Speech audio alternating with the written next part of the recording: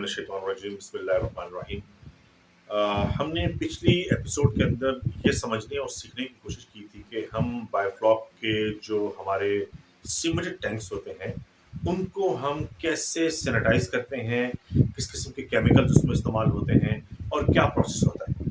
हमें यहाँ समझने की ज़रूरत है कि चाहे वो किसी भी तरह का टैंक हो, चाहे वो तारपोलिन का टैंक हो, चाहे वो आपका किसी मेटल का बना हुआ टैंक हो, चाहे वो प्लास्टिक का टैंक हो, चाहे वो फाइबर प्लास्टिक का टैंक हो या सिंपल प्लास्टिक का टैंक हो या सीमेंटेड टैंक हो, हमारे लिए ये बहुत ज़रूरी है कि उसको हम अच्छे तरह से सैनिटाइज़ करें।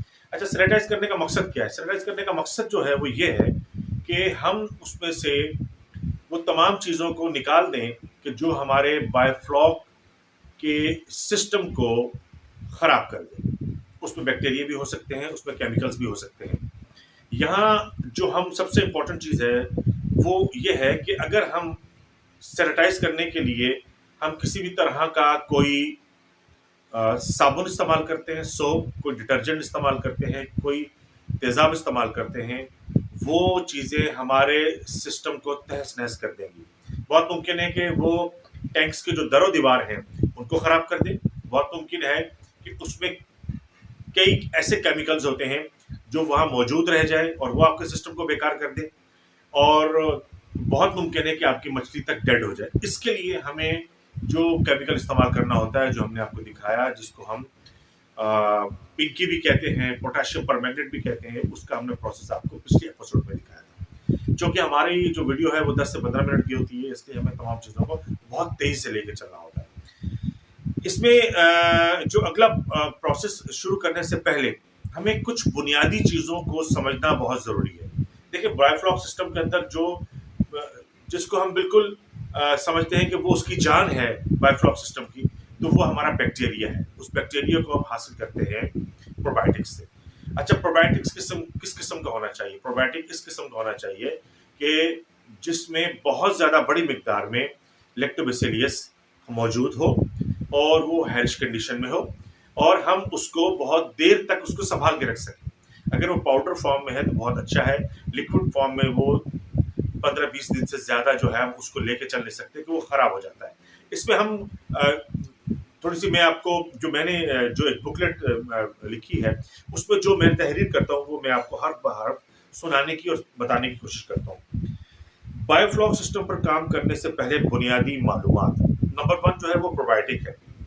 प्रोबायोटिक दरअसल ऐसे बैक्टीरियाज को कहते हैं कि जो कि पानी के पैरामीटर्स को किसी हद तक कंट्रोल करते हैं। खास तौर पर पानी में पैदा होने वाले अमोनिया को कार्बन और नाइट्रोजन खाकर इसे प्रोटीन सेल में तब्दील कर दे, तो इसे बायोफ्लॉक सिस्टम कहते हैं। 70% से ज्यादा गुड बैक्टीरियाज पानी में मौजूद होते हैं और एक अच्छा प्रोबायोटिक जिसमें मुनासिब मिकदार में गुड बैक्टीरिया या लैक्टोबैसिलस मौजूद हो, वो इस सिस्टम के लिए जरूरी है। जिस तरह सीड या नॉर्मल बीज को हम बहुत अरसे तक ड्राई करके हम महफूज रख सकते हैं, बिल्कुल इसी तरह से इस बैक्टीरिया को भी हैरिश कंडीशन में बीज की तरह बना लेते हैं, जो कि बैक्टीरियल स्पोर्स कहलाता है। पाउडर फॉर्म में बैक्टीरिया का शेल्फ टाइम बहुत ज़्यादा होता है, जिसमें बैक्टीरिया बहुत बड़ी मिकदार में मौजूद होते हैं।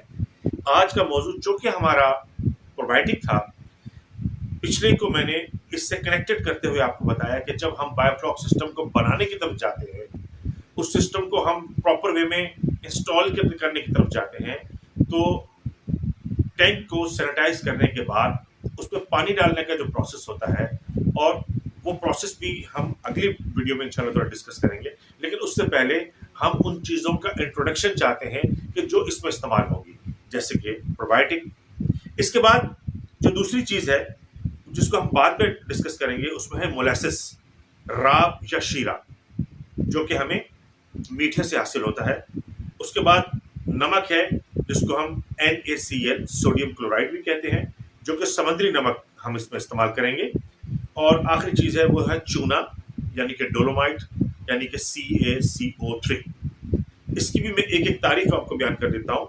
मोलासिस, राब या शीरा नंबर 2 पे जो है प्रोबायोटिक के बाद, मोलासिस, राब या शीरा, ये दरअसल शुगर मिल्स में या देसी तरीके से गुड़ बनाने के दौरान इनकी कच्ची वेस्टेज की सूरत में निकलता है, जो कि कार्बन का बेहतरीन सोर्स है। ये डार्क ब्राउन गाढ़े लिक्विड की सूरत में होता है, जिसको चखने की सूरत में इसकी मिठास महसूस होती है, खटास महसूस नहीं होती। और यही वो बुनियादी चीज़ है जिसको बैक्टीरिया खाता है और वो अपने आप को मल्टीप्लाई करता है, और फिर इसके साथ वो आपके अमोनिया को भी कंज्यूम करता है, जिसको वो प्रोटीन में तब्दील कर देता है। मैं लैक्टोबैसिलस की बात कर रहा हूँ। हम नमक की तरफ आ जाते हैं नंबर 3 पे। वो है रॉ सॉल्ट, जिसको हम NaCl यानी कि सोडियम क्लोराइड भी कहते हैं, जो कि आयोडीन के बगैर होता है। आयोडीन मिला नमक आप इस पानी में कतई इस्तेमाल नहीं करेंगे। इससे मुराद वो नमक है जिसमें कोई केमिकल प्रोसेस ना हुआ हो, यानी कि बिल्कुल खालिश नमक। अगर हम आयोडीन इस्तेमाल करेंगे तो फ्लॉक जिस बैक्टीरिया से बनता है वो फ्लॉक आयोडीन खत्म कर देगा। इसलिए सिर्फ रॉ सॉल्ट यानी कि समुद्री नमक हम इस्तेमाल करेंगे।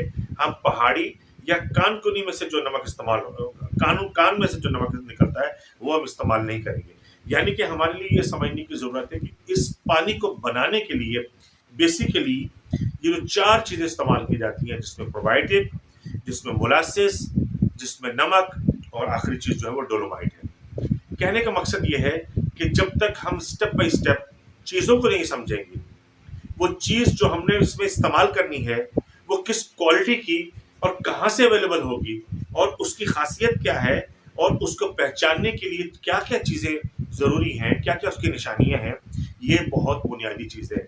लोग कहते हैं जी मोलासिस इस्तेमाल करना है, अब किसी को पता नहीं कि मोलासिस क्या चीज है।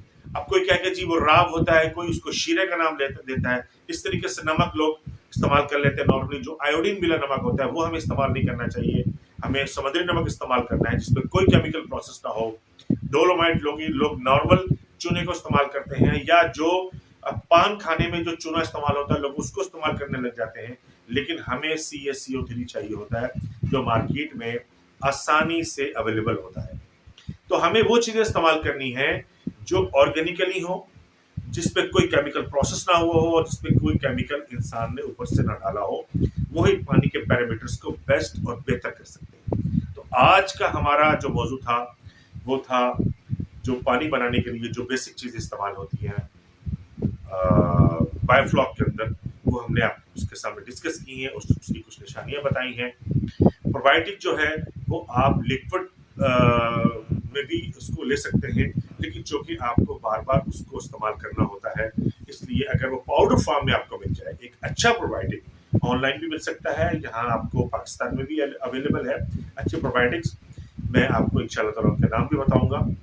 और हमने जो नेक्स्ट वीडियो के अंदर अपनी पानी को बनाने का जो प्रोसेस है वो हम डिस्कस करेंगे कि हमें क्या क्या किस किस मिकदार में डालना है, कितना पानी हमें इनिशियली लेना है, कितनी क्वांटिटी का टैंक हो तो फिर कितना पानी लेना है, और उसके बाद हमने मछली पहले डालनी है या फ्लॉक पहले बनाना है। ये भी एक बहुत इंपॉर्टेंट सवाल है जो कि हम इसको नेक्स्ट वीडियो में इंशाल्लाह ताला हम इसको देखेंगे।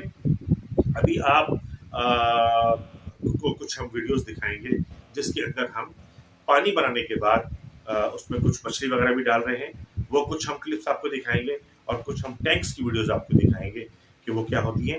इसके अलावा इसके अंदर जो एरेशन सिस्टम है वो भी हम नेक्स्ट वीडियो में डिस्कस करने की कोशिश करेंगे कि टैंक्स को बेसिकली बनाया कैसे जाता है। तो तमाम चीज़ों को साथ साथ, ताकि तशनगी बाकी ना रहे, ताकि हम उसको साथ साथ लेकर चलें। तो नेक्स्ट वीडियो में टैंक्स बनाने का तरीका, उसमें एरेशन सिस्टम और पानी को कैसे बनाया जाता है, ये 3 चीज़ें इंशाल्लाह ताला हम डिस्कस करेंगे। आप लोगों का वीडियो देखने का बहुत बहुत शुक्रिया।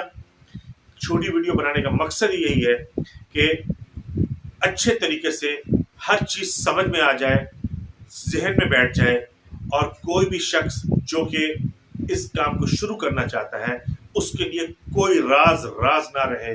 जिस तरीके से मैं देखता हूँ यूट्यूब चैनल्स के ऊपर लोग राज को राज रहने देते हैं और वीडियो के आखिर तक उस चीज़ को डिस्कस नहीं करते और आगे बढ़ते चले जाते हैं।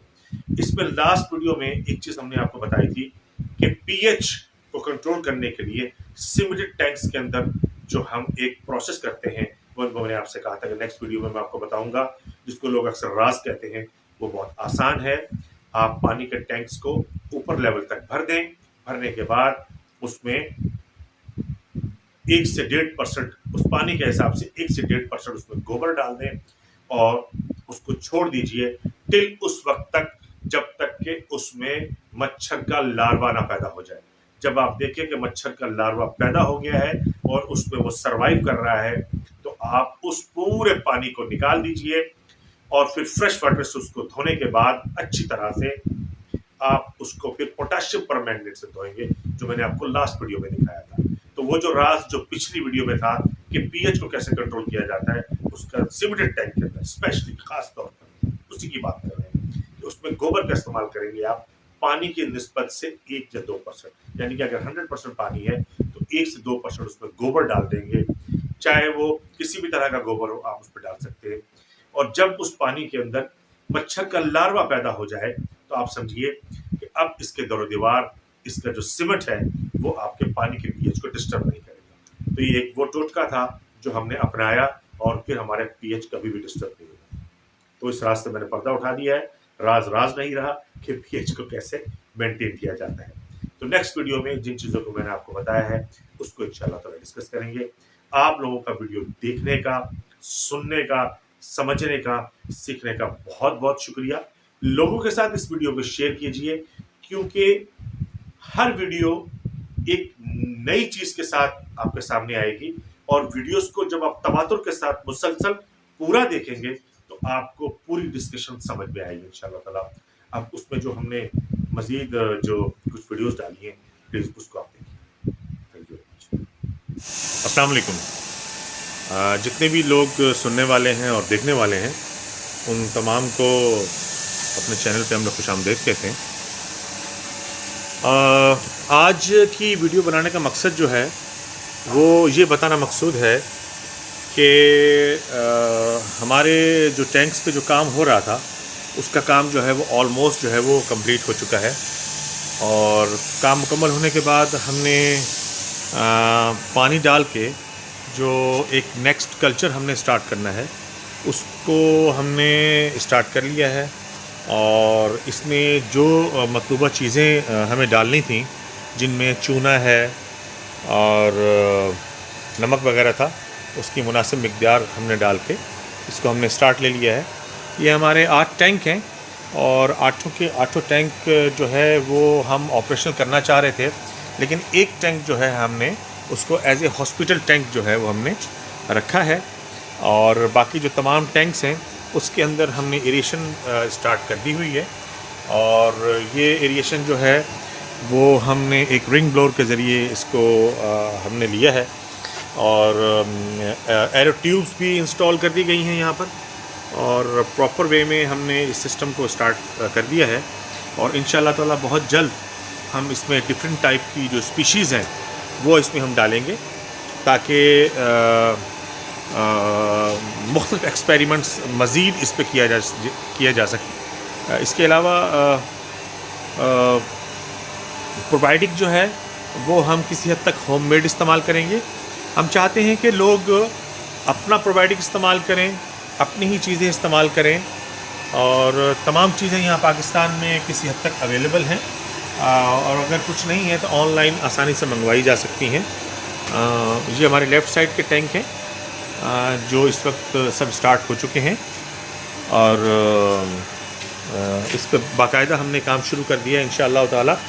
वो लोग कि जिनके जहनों में ये तासुर था कि पाक बायोफ्लॉक वाले नईम सियाल साहब जो है वो काम नहीं कर रहे, तो ये तासुर आज इसके बाद ज़ाइल हो गया है कि ज़ाहिर है कि काम अगर किया जाए तो इंतहाई कम्पिटेंट तरीके से किया जाना चाहिए।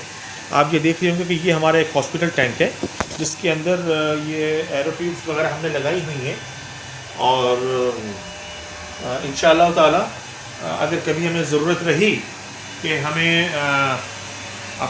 कोई टैंक किसी टैंक में से पानी निकालना पड़ा या हमें किसी भी वजह से हमें अपनी स्पीशीज़ को या अपनी मछलियों को शिफ्ट करना पड़े, तो हमारे पास कोई ना कोई ऐसी जगह और होनी चाहिए कि जहाँ हम इन चीज़ों को इन सब को ट्रांसफ़र कर सकें और इस तरीके से ये सारे मामलात हैं इंशाअल्लाह ताला। ट्रेनिंग सेशन जो है, हमने एक छोटा हमारा ट्रेनिंग सेशन हो चुका है, लेकिन वो इतना कम्पिटेंट तरीके से नहीं हुआ। लेकिन जो सेकंड हमारा ट्रेनिंग सेशन है वो 25 जैन को हम लोग उसको ले रहे हैं रमादा में इंशाअल्लाह ताला। वेन्यू हमारा रमादा है, एयरपोर्ट के नज़दीक ये होटल है स्टार गेट के पास। और तमाम लोगों से इल्तमास है कि जिन्होंने रजिस्ट्रेशन करवा ली है वो इसमें शिरकत करें इंशाअल्लाह ताला। 25 को 2 बजे से लेकर 5 बजे तक उसकी थ्योरी की क्लास होगी, और इंशाअल्लाह ताला उसको हम प्रैक्टिकल में भी लेके जाएंगे डे नेक्स्ट। प्रैक्टिकल के लिए यहीं हम फार्म हाउस पे आएंगे इंशाअल्लाह ताला, और अपने तमाम जो छोटे छोटे में प्रैक्टिकल करने हैं, या जो लोग देखना चाहते हैं या एक्सपेरिमेंट किस तरीके से हो रहा है, किस तरीके से एरिएशन हो रहा है। ये देखिए, आपको इसके अंदर एरो ट्यूब लगी हुई नज़र आ रही होगी। तो इस तरीके से ये हमने पूरा अपना एक सेटअप बनाया है, और यहाँ हमने ऊपर बम्बू का छप्पर वगैरह लगाया है, और लोगों को लोग पहले देख चुके हैं हमारे पूरे सेटअप को। और इसी तरीके से हमने और भी बहुत सी चीज़ों का यहाँ पे अरेंज किया था। ये तो हमारा वो सेटअप है कि जिसमें हमने ये जो लाइन हमारी जा रही है, ये तो ये रिंग ब्लोअर की हमारी लाइन है कि इसको हमने इस्तेमाल किया है। और यहाँ आप देखेंगे इस वक्त हमारा ये रिंग ब्लोअर जो है वो प्रोफेशनल है और काम कर रहा है। और इसी तरीके से हमने जनरेटर का भी अरेंज किया है। ये हमारे पास 45 एम्पेयर का जनरेटर है, इसको भी इंशाअल्लाह ताला हम यूज़ करेंगे जब हमें ज़रूरत रहेगी। तो ये तमाम चीज़ें हमने इस हिसाब से हमने मुकम्मल कर ली। ये हमारी गैस की लाइन है, तो तमाम चीज़ें ऑलमोस्ट कंप्लीट हैं। ये पुराने हमारे जो हम इस्तेमाल कर रहे थे एरिएटर्स, वो तमाम एरिएटर्स भी यहाँ मौजूद हैं। ये हमारा सबमर्सिबल पंप है जिसको हम यूज़ करते हैं, और इसी तरीके से ये हमारी इसमें किट वगैरह मौजूद है। ये तमाम चीज़ें ये हम इस्तेमाल कर रहे हैं। और इस तरीके से जो ये ऊपर वाला जो एरिएशन सिस्टम है, ये हमारा डीसी एरिएशन सिस्टम है कि जो हम डीसी के लिए हम इस्तेमाल करेंगे इंशाअल्लाह ताला। यहाँ टेम्परेचर का कराची में ऐसा कोई इशू नहीं है। और इस वक्त ये आपको पानी ग्रीन नज़र आ रहा है। इंशाअल्लाह ताला जब इसमें हम प्रोबायोटिक डाल देंगे तो फिर ये सारे मामला इंशाअल्लाह ताला ठीक हो जाएंगे। तो हमारे 4 टैंक राइट साइड पे हैं और 4 टैंक हमारे जो हैं वो लेफ़्ट साइड पे हैं। तो इस तरीके से ये एक हमारा बेहतरीन सेटअप है, उसको हम चला रहे हैं इंशाअल्लाह ताला। और तमाम लोगों को इंशाअल्लाह ताला हम बहुत अच्छी नवीद सुनाएंगे अल्लाह ने चाहा तो, क्योंकि प्रॉपर वे में सेटअप को बनाना सीमेंटेड टैंक्स के अंदर वो बहुत ज़रूरी था, और वो हमने कर दिखाया है, वो हमने बना लिए हैं इंशाअल्लाह ताला। और प्रॉपर एरिएशन सिस्टम भी जो है वो आप देख रहे होंगे बॉटम के अंदर प्रॉपर इसकी एरो ट्यूब्स वगैरह जो है वो काम कर रही हैं। तो इंशाअल्लाह ताला आज के लिए इतना ही। इंशाअल्लाह ताला नेक्स्ट हम कोशिश करेंगे कि मज़ीद और बेहतर वीडियोस ला सकें। जब हम प्रोबायोटिक वगैरह ऐड करेंगे तो इंशाअल्लाह ताला फिर हम आपको मज़ीद आपको गाइडलाइन देंगे। Thank you very much.